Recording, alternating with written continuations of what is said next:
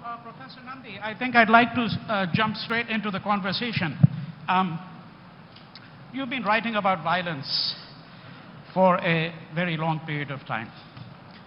You wrote a book on the Ram Janambhoomi Ayodhya movement and the destruction of the Babri Masjid. You've written extensively about partition violence. And 40 years ago, you wrote a book called The Intimate Enemy, The Loss and Recovery of Self Under Colonialism. This session itself is called Living with Violence, the Demons Within Us. Would you explain to us what you think are the demons within us? Who and what is the intimate enemy? Frankly, the title was not chosen by me. It has been imposed on me. Otherwise, I would have probably started at a different level, and I would have tried to ask you a counter question. Okay. I would like to ask you a counter question as to why do you think these inner demons are something we have to live with, or we try to somehow are driven by them? That's the question. I mean, I think in my imagination I have been very violent. I not only study violence, but in my imagination I would like to kill quite a lot of people. But they are not my inner demons, however. You know, because most of them I find will die not from diseases or from natural causes, but by their sheer foolishness. Because they think that they can, by violence, get their way. Or if you ask me what has been my own learning about violence from my own work, I would say that it is the fact that I have become aware, very much aware, that violence itself takes an enormous toll of the killers. If you see Oppenheimer's film on the killings in Indonesia in the 1950s, mid-50s, if I remember correctly, he, in his documentary on the subject, actually makes the killers play roles which they had played during the killings. And though Oppenheimer is not a psychologist or a psychiatrist, but without knowing his picture of his portrayal of the killers and the responses of the killers reveals in this documentary to be basically all psychologically disturbed, some of them heavily so. Similarly, in my study of the partition violence, we ran into several killers, and over the period of something like 20-25 years, I have met only one killer who seemed to me a normal, functioning individual. The rest are different variations of the kind of killers I would expect to now expect to meet, who are themselves in the process of killing has lost their sense. I can give you some stories on that also, but I don't want to take that much of time. Only one person in the partition killing, because he had the attitude of almost like fighting a war. They were attacked and they hit back. They resisted and in the process killed. Then he is the only one I have met possible can truly be classified as a normal person, human being after the experience. The rest are all psychologically bent. They are living they're living with their past, and many of them have not lived a very happy life. I mean, for example, everybody knows that about this case, that there was this Bajrang Patel or something who in Gujarat riots killed a lot of people. Now he is now in jail, but he has turned schizophrenic from the accounts I've heard already. So this is not abnormal. This is the normal record. If I can give you another example, Udayan Patel once told me in Bombay that accidentally he ran in Chopatti into a group of killers who had looted an electronic shop during a riot and killed the owner, who was a huge man. And the killer, so he got interested and said, "May I join?" And he listened to this, and they were happily said, "Yes, why not?" They didn't know that he was a psychiatrist. Let me just I want to finish this. He said to me that this man described in great detail how he killed this Ravan, whom we call Ravan, the owner of the shop, because he is also a huge man, so on and so forth. And then how he went home peacefully, and his sister had cooked his food and lived there, started normal life. But while leaving, dispersing, he left his card to all of them.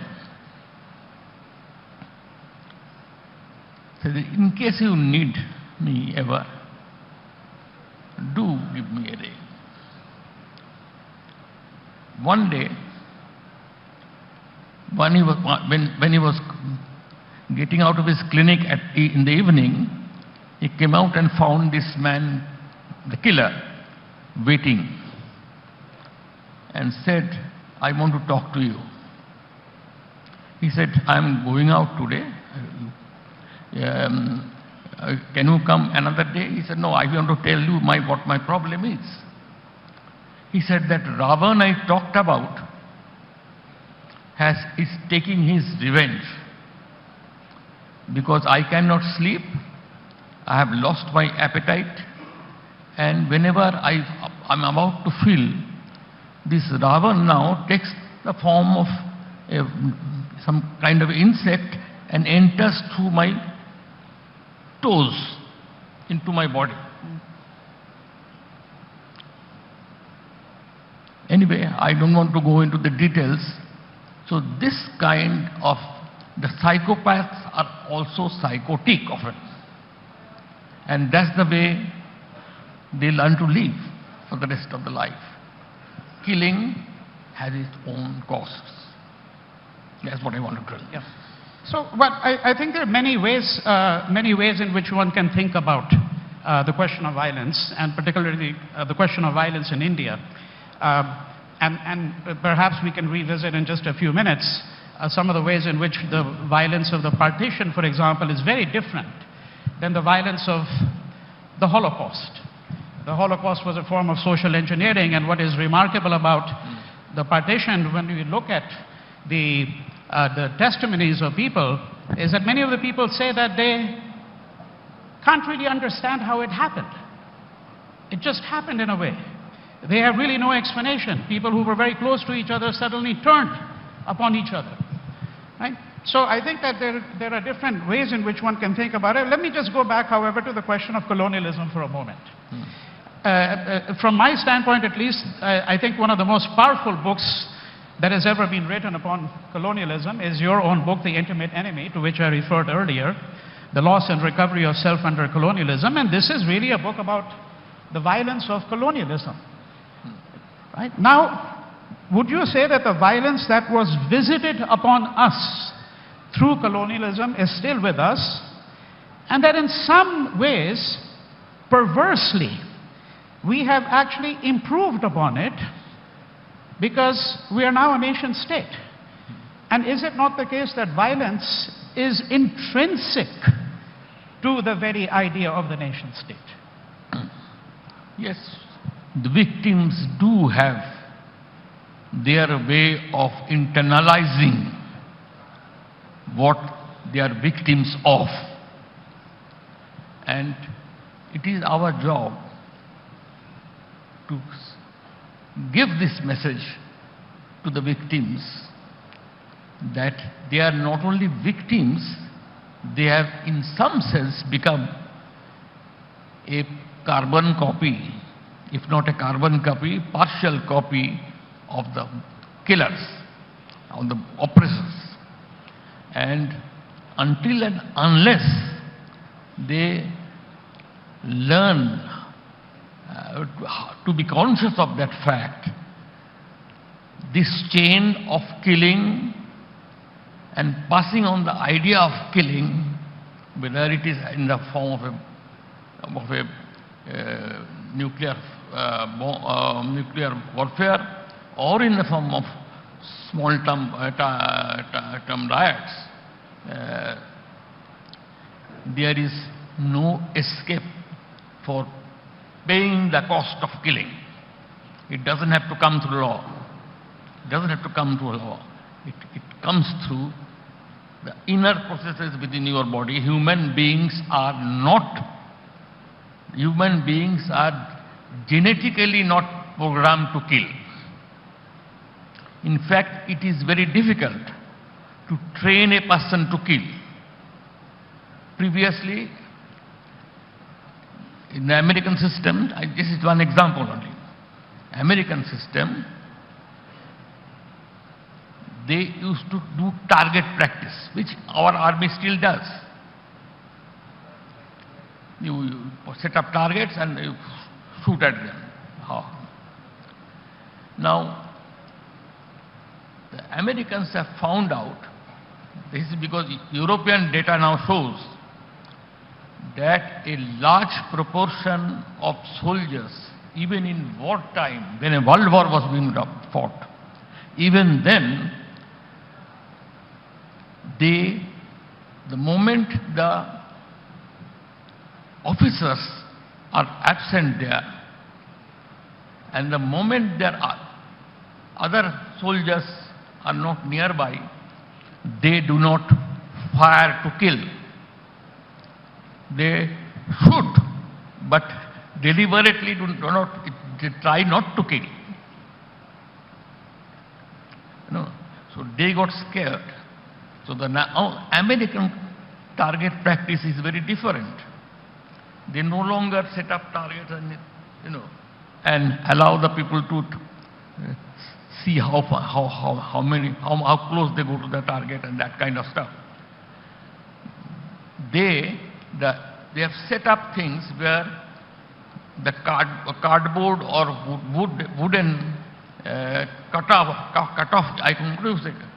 cutouts of the target are set, human beings, and they come out. It's like a stage. They come out from the two sides and come, and you are supposed to shoot at them without seeing immediately. You are no longer given a time to think that you are practicing killing, or you are no longer given time to say, think that here is a human being there. So it comes and you have to hit. And that has been sophisticated now more and more, and you get better killers, if you think. But I do not think that solves the problem of mental health of the soldiers beyond a point. Ultimately, you have to pay the cost of killing. Was there not a famous experiment that was conducted at Stanford several decades ago? I think it's the milligram experiment, where it was shown that the most normal people can be pushed into committing acts of violence very easily under certain circumstances. Right? Yes, that's right. That's right. So it is true that there are psychopaths who begin to enjoy killing. There are individuals who are psychologically disturbed enough to do that. But even amongst the Nazi Germans, there were soldiers who had psychological problems, had to be hospitalized. You know, the Nazis were supposed to be ruthless killers, but even there, such cases exist. Let me ask you about violence with regards to an idea that you have put forward in many of your books. I want to ask you about the question of violence in relationship to what you call the imperialism of categories.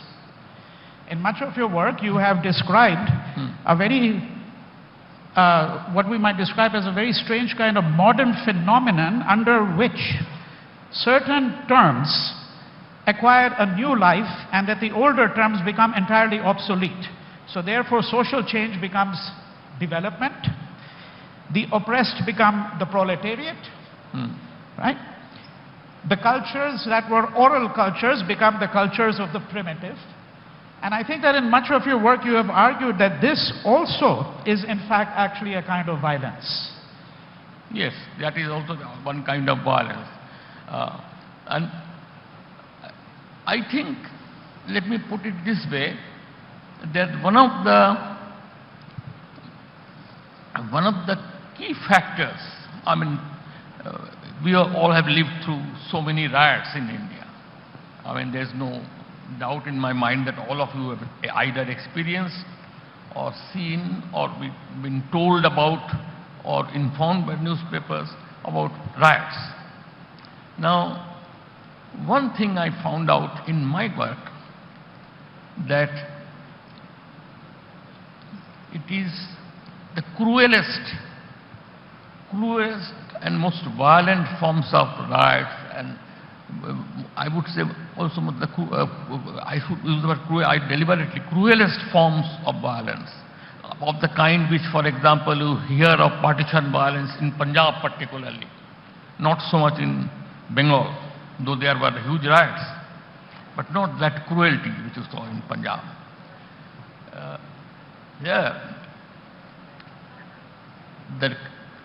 This kind of cruel violence comes mainly when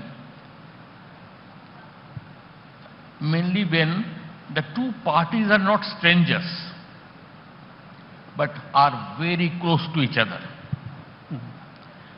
Like in Punjab, the Hindus and the Muslims were very closely intertwined. In Bengal, at least, there was a hierarchical difference. Most of the Muslims were poorer, and most of the landowners were Hindus. So it was a slightly different story. But wherever this intimacy and closeness comes very close, that leads to more cruelty and leads to more violence. The annihilatory imagination enters the picture there. This is partly because I have a feeling, this is the case with the German Jews, because German Jews were the most integrated Jews in Europe. They all spoke German. They were in many ways they intermarried and so on and so forth. And yet they become the targets. And similarly, in Rwanda, for instance, the Hutus versus Tutsis, it is well known that these two communities were so close that anthropologists felt that they could not culturally differentiate them. There was a lot of intermarriage. Likewise, in the case of the violence in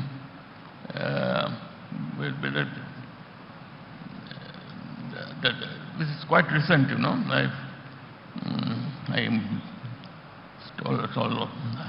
In the Balkans? In the Balkans? In Balkans. In the Balkans? Yeah, so, but not Balkans. The Muslims were the targets there. Yeah, Kosovo, Bosnia. Kosovo. Yeah, that's right. Yeah. That. Right. Now, in Kosovo, the data was available that something like 10% of the Muslims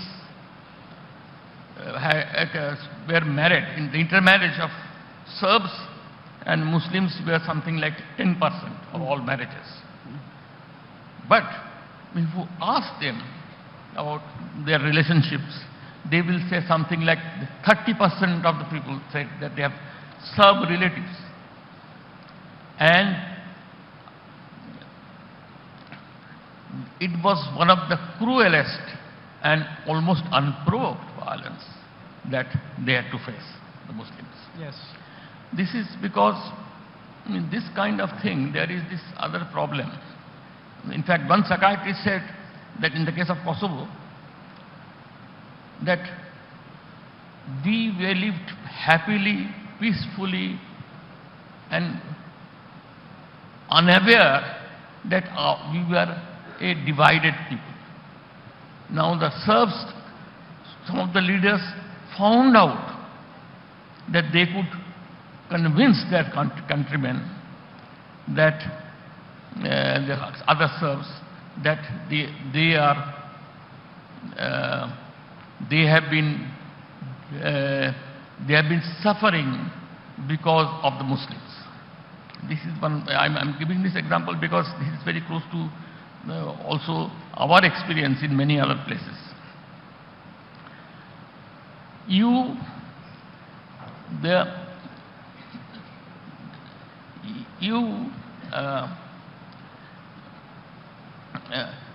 concentrate on the majority community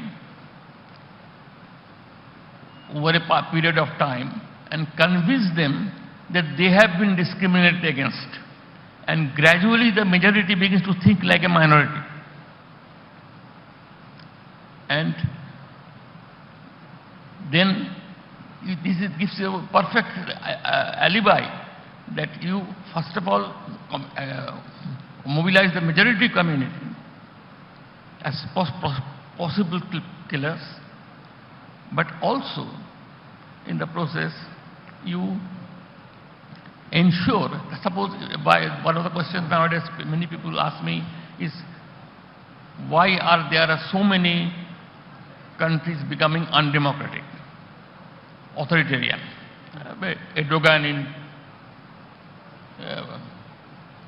Erdogan in Turkey, Duterte in Philippines, and so on. So on and so forth. Yeah. You know, it's a long list now. One of the reasons for this is this, that once you have mobilized the majority community in this fashion, and they begin to think like a minority, but on the other hand, in the electoral system, they ensure your continuity. Right. So the democratic system, you have technically protect the democratic system, but you also ensure your survival in politics. So, it is perfectly yeah. safe.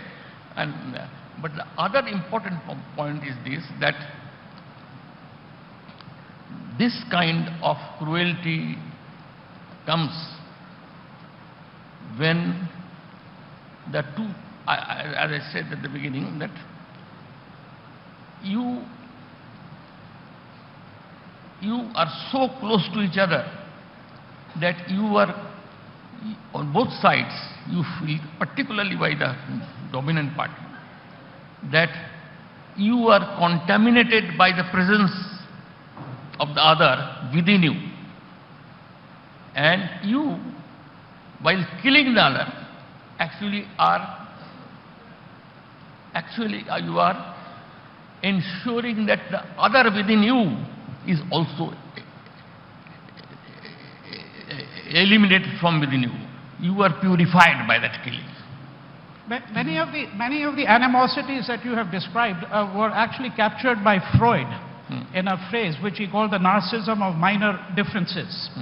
That people who are very close to each other, in fact, are the ones who are very likely to actually be extremely hostile to the other. But you know, we have very little time remaining, and I had a number of questions which I'm going to have to skip, but I just want to get to the last set of questions very quickly.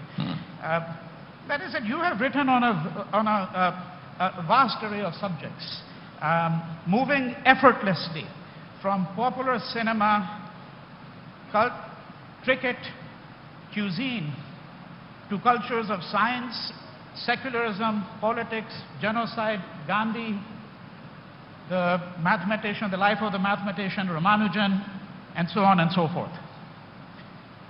I mean, who else but you could have written a piece called The Philosophy of Coca-Cola? Or who else could have written a book on cricket called The Tao of Cricket, the very first line of which is that cricket is an Indian game accidentally discovered by the British. So what I want to ask you very simply is, what is your thought about thought? What is the nature of thought for you? I never thought that I thought. I've been always been challenged by looking for, by the idea of looking within, not without. Looking within a person. To me, everybody is a potential killer, and everybody is a potential victim.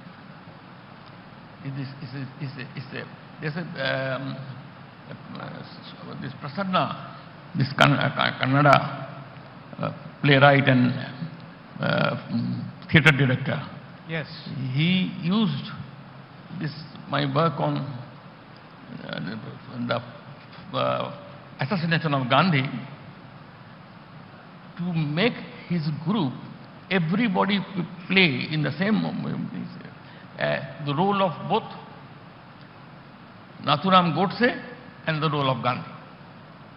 So, making it clear that the two vectors, Godse as a vector and Gandhi as a vector, are within all of us. And this is a very different way of looking at the killers, because to some extent, in fact, Bruno Bettelheim, the psychoanalyst, takes a very strong position on this, that do not study these killers that much, because then you will come to the conclusion they could not but be what they are. So they are not responsible for their killings, they are responsible for, they are driven by their past. So that part of the story. This is the one way of looking at it. Okay. Last question, which is the following. In asking this question, it's got two small questions within it. In asking this, I am thinking of a conversation that took place between Gandhi and a Christian clergyman who visited him in the late 1930s by the name of Reverend Mott. But in asking this question, I'm also asking you this question because I don't think there's anyone else in this room who has thought for that long a period of time about the nature of our society, about politics, and so on. Reverend Mott asked Gandhi the following question, and the answer that Gandhi gave him is an answer that has haunted me ever since. They had been conversing for several days, and then Reverend Mott says to Gandhi, "What is it, Bapuji, that fills you with the greatest despair?" And Gandhi replied, "The hard-heartedness of the educated." Of the? Of the educated. The hard-heartedness of the educated. And then Reverend Mott asked him, "What is it that fills you with the greatest hope?" And Gandhi replied, "In the midst of all of these provocations, our people still largely abide by ahimsa." Pardon me? By ahimsa, by non-violence. So I want to ask you in closing, especially for the benefit of the young here, what is it that fills you at this moment in our history that gives you the greatest despair, and what is it that gives you the greatest hope at this moment? At this moment? Yes. I mean, the first part of it can be easily explained. The hard-heartedness of the educated, say for instance the middle class, if you like, or otherwise also, is partly because they have a larger range of self-justification. And it acts as a safety valve for them. And that kind of justifies what they are doing.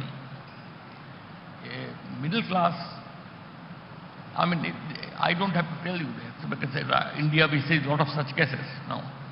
These are the cases. That's one thing.